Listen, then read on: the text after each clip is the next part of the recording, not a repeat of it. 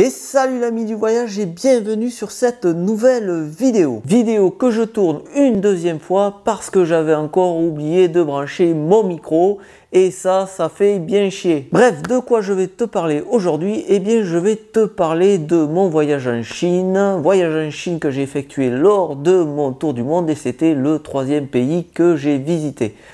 Troisième ou deuxième? Non, c'était le deuxième en fait.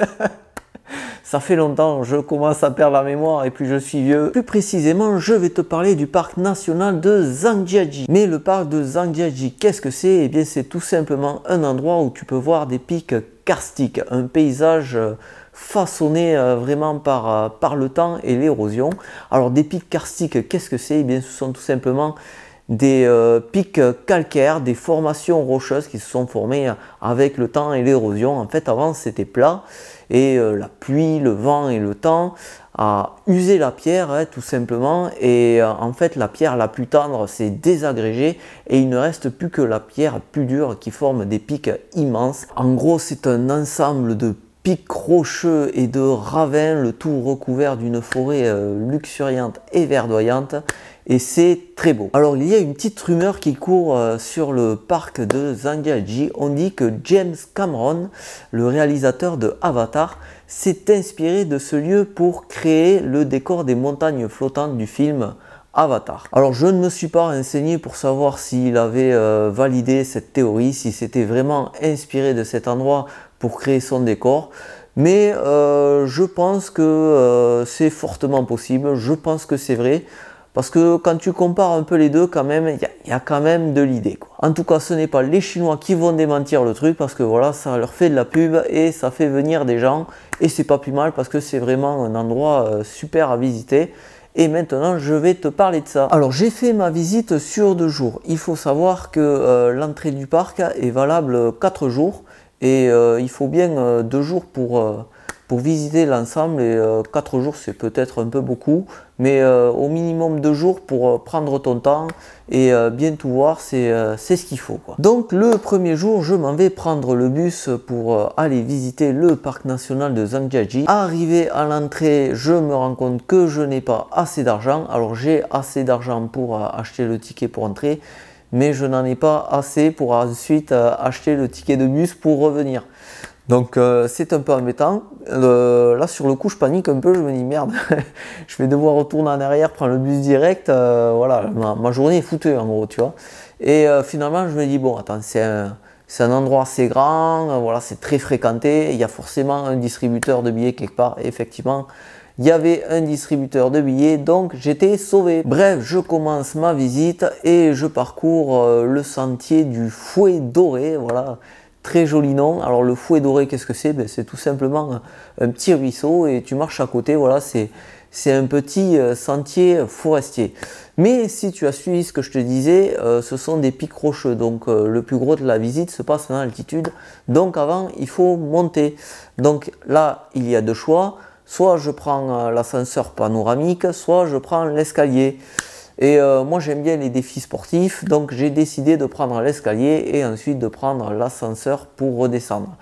Donc je fais ma petite montée. Alors à l'époque je suis encore assez en forme, voilà, j'ai des restes de crossfit on va dire. Donc l'ascension sur les escaliers, il y a beaucoup de marches hein, mais c'est pas trop compliqué pour moi. Ça va, je transpire pas trop, donc j'arrive assez vite en haut. Donc là, arrivé en haut, et je continue ma visite et là je découvre vraiment ce qui fait la splendeur de Zhangjiajie, c'est son paysage incroyable, sa vue panoramique sur cette forêt de pierre mélangée à une forêt d'arbres, hein, tu vois, c'est vraiment, ça pousse sur les rochers et tout, c'est vraiment un endroit très très beau et impressionnant à voir quoi. C'est voilà, je suis pas du tout déçu de mon truc quoi.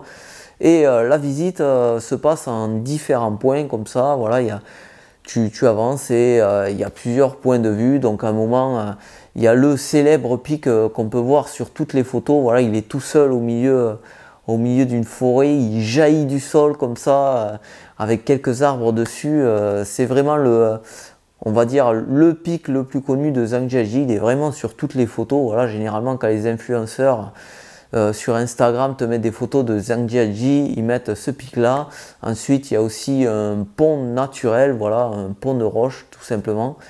Et encore une fois, c'est un endroit magnifique, j'ai adoré me balader là-bas. Alors si tu as de la chance, tu pourras croiser aussi quelques singes. Moi j'en ai croisé un, alors c'est un singe, on va dire, semi-apprivoisé, hein, tu vois, ça se voit.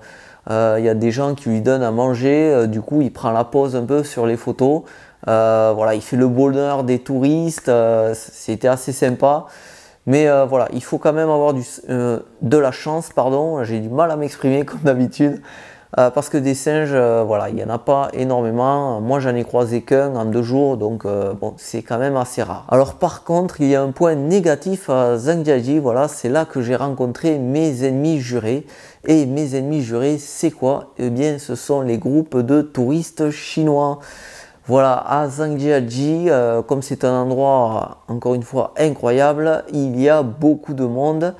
Et il y a beaucoup de Chinois. Et les groupes de touristes chinois, si tu n'en as jamais croisé, c'est un truc assez affreux. Voilà, ils sont une vingtaine par groupe, hein, une vingtaine par groupe, ou même des fois une trentaine.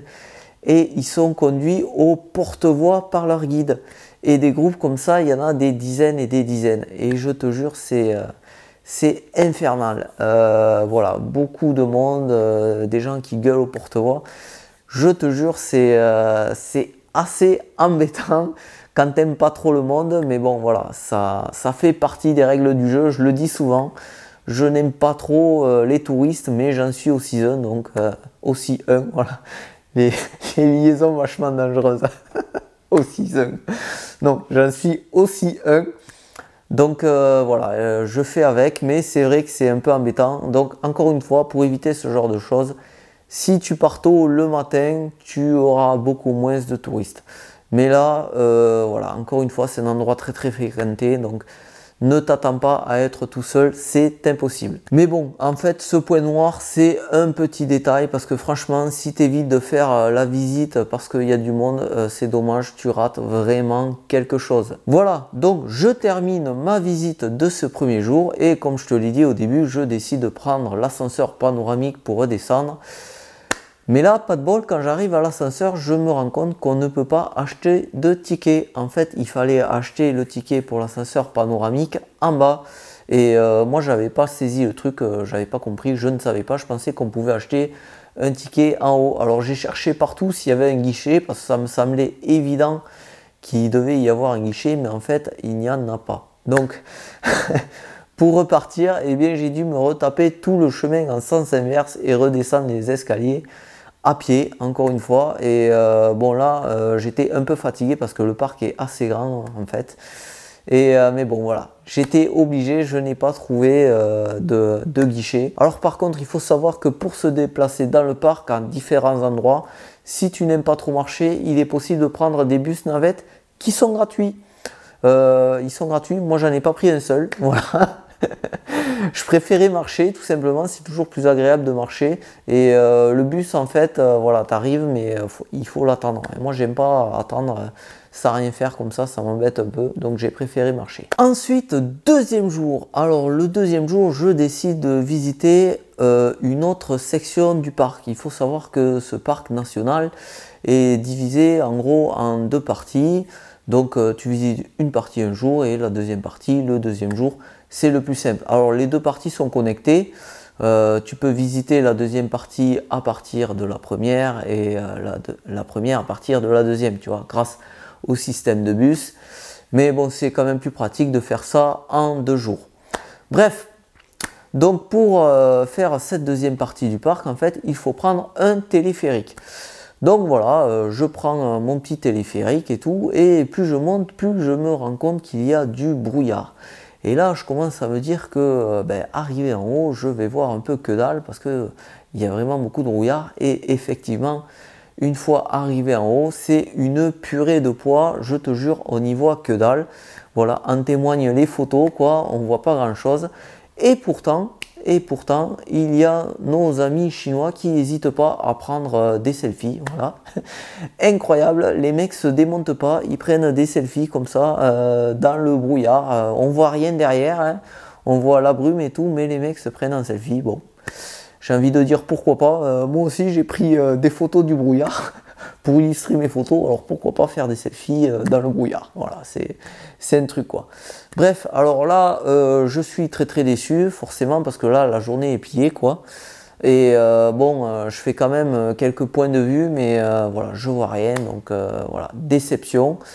Bon, ben voilà, encore une fois, ça aussi, la météo, ça fait partie du jeu, du voyage et du tourisme. Des fois, on n'a pas de bol comme ça, c'est la loose du voyageur, t'arrives, tu vois que dalle, t'es sous la pluie ou quoi. Et là, ben voilà, il y avait du brouillard. Donc, je commence à réfléchir à un plan d'attaque, et pour y réfléchir, je vais au McDo du coin. Et oui, parce que le clown américain célèbre a quand même bâti un restaurant gastronomique là-haut. Alors je sais pas comment il a fait, mais il a fait. Surtout qu'il faut savoir que les Chinois, ils n'aiment pas trop les Américains. Donc trouver des McDo en Chine, ça se fait, mais t'en trouves pas partout. Et là, ben, là-haut, il y en a un. Donc ben, je vais au McDo, je retrouve le goût du trop salé, trop gras, trop sucré, pardon. Et donc, ben, j'arrive à trouver une solution grâce à une petite brochure que j'avais sur moi. Et je décide de redescendre, de laisser tomber le parc national de Zhangjiajie et d'aller visiter le lac de Baofeng. Alors, le lac de Baofeng, eh bien, c'est pas très loin. Il m'a suffi de descendre en téléphérique que j'ai dû repayer d'abord. Oui, ça m'a choqué parce que le ticket n'était pas aller-retour. En fait, quand tu achètes un ticket, il est juste aller et si tu veux un ticket retour, eh bien, faut racheter un ticket, voilà. Voilà, ça m'avait choqué. Alors peut-être encore une fois, c'est moi qui n'ai pas compris qu'il y avait des tickets aller-retour, mais là, le ticket c'était juste aller et dessus, je me souviens bien, il n'y avait pas écrit one way ou quelque chose d'autre. Non, c'était juste un ticket, donc je pensais qu'il faisait aller-retour et pas du tout. Bref, c'est un détail, voilà. Il m'arrive tout le temps des merdes en fait, comme ça en voyage. Bref, je redescends, je prends le bus et j'arrive au lac de Baofeng. Donc là, ça commence tout simplement par une petite marche sympathique en forêt et finalement, tu arrives au lac. Alors très joli lac où tu fais une balade en bateau qui est comprise dans l'entrée. Tout simplement, c'est la visite, c'est ça, c'est de faire une balade en bateau. Et en fait, tu navigues sur ce lac qui est au cœur des pics karstiques. Il est au pied des pics karstiques. Donc voilà, tu peux voir ces montagnes, ces formations rocheuses d'en bas. Et c'est une balade très agréable, tu vois. Et comme il y a un peu de brouillard, alors il y en a beaucoup moins qu'en haut évidemment, mais comme il y a un peu de brouillard, ça donne un aspect un peu onirique, voilà, un peu comme si tu étais dans un rêve et tout. Et l'endroit est très tranquille. C'est une balade vraiment très agréable sur l'eau. Et de temps en temps, le bateau s'approche d'une petite maison. Et dans ces petites maisons, il y a des gens qui sortent, des acteurs quoi, et qui se mettent à chanter une chanson. Alors j'imagine que c'est un chant folklorique, un chant traditionnel, et c'est assez sympa. Voilà, ça résonne dans tout cet espace. C'est vraiment un truc assez sympa que j'ai beaucoup aimé.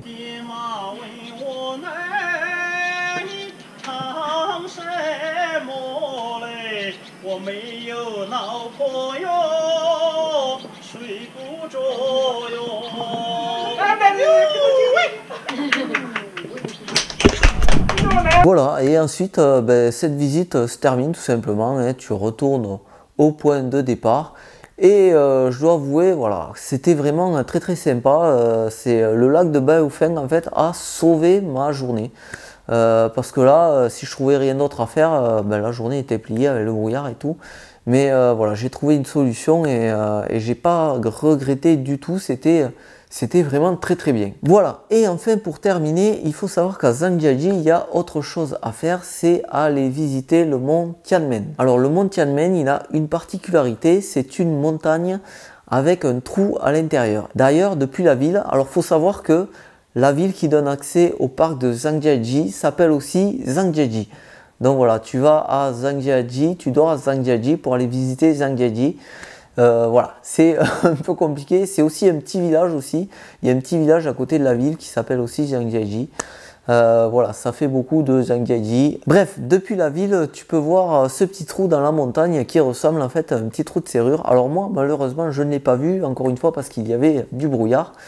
Mais je suis allé visiter quand même le mont Tianmen. Alors pour aller sur le mont Tianmen, il y a deux solutions, le bus ou le téléphérique.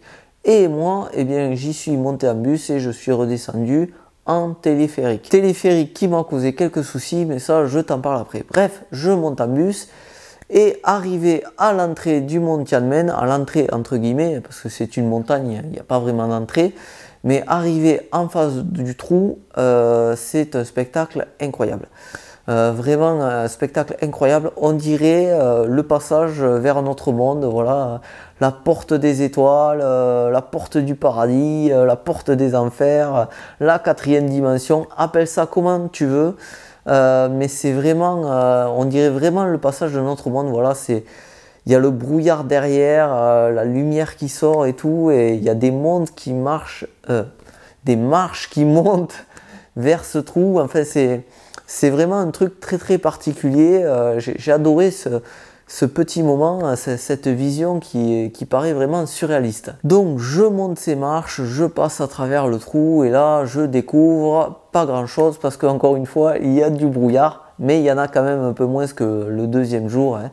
Donc je peux y voir pas mal, il y a quand même un beau paysage. Et là, toute la visite en fait se fait sur des corniches en flanc de montagne. Alors il faut pas trop avoir le vertige parce que sinon tu vas vivre un enfer. D'ailleurs à un moment il y a même le passage avec un plancher de verre où tu es carrément dans le vide. Alors moi ça m'a pas trop impressionné, mais si tu as le vertige, ça va vraiment être une purge pour toi, tu vas pas pouvoir traverser. D'ailleurs, je crois qu'il existe dans cette région un endroit que tu peux visiter où le but de la visite c'est vraiment de traverser un pont immense comme ça en verre. C'est que ça, tu traverses un truc. Alors je ne l'ai pas fait parce que je me souviens que c'était hors de prix. Mais bref, il faut savoir que tu peux faire ça. Mais là, voilà, le mont Tianmen, c'est ça en fait. Tu assistes à des décors fabuleux, à flanc de montagne comme ça, vraiment sur des corniches. Alors bien sûr, tout est encadré, hein, il y a des parapets et tout pour pas que tu tombes bien sûr, mais c'est vraiment très très joli à voir. Et il y a un truc qui m'avait impressionné, à un moment tu passes de l'autre côté de la montagne et tu traverses à l'intérieur de la montagne et là tu te contentes pas de marcher, en fait les Chinois à l'intérieur de la montagne ils ont fabriqué pas moins de 7 escalators gigantesques. Alors j'ai pas de photos pour le montrer, mais tu peux me croire sur parole, à l'intérieur de la montagne, pour traverser le truc, il y a 7 escalators et c'est des trucs immenses, hein.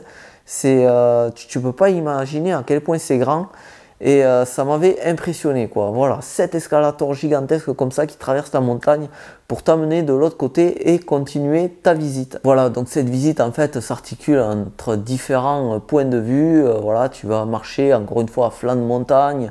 Tu vas traverser des ponts suspendus aussi, tu vas voir des gorges immenses et il y a de superbes points de vue. Et donc arrive la fin de la journée, la fin de la visite, donc je décide de retourner prendre mon téléphérique pour descendre et là j'arrive et je me rends compte que tout le monde a un ticket dans la main pour prendre le téléphérique.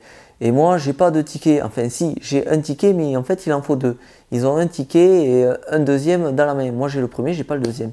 Et là, je me dis, merde, j'ai dû oublier de prendre un truc au guichet, ou alors je l'ai perdu, je cherche dans mes poches et tout. Putain, je trouve que dalle. Là, je comprends pas trop. Il y a un grand tableau lumineux avec un genre d'ordre de passage et tout. Et moi, j'ai pas ça du tout. Donc là, je comprends pas trop. Donc là, je décide de retourner en arrière. Je me dis, tant pis, je prends pas le téléphérique, je vais redescendre en bus. Donc je retourne aux escalators. Alors là, je te raconte pas, ça fait une trotte, hein, parce que bon, c'est immense. Hein, tu traverses des montagnes, tu te balades de pic en pic. Donc c'est très très grand. Donc je retourne en arrière et j'arrive aux escalators, je présente mon ticket. Et là, la nana me fait comprendre que non, je ne peux pas.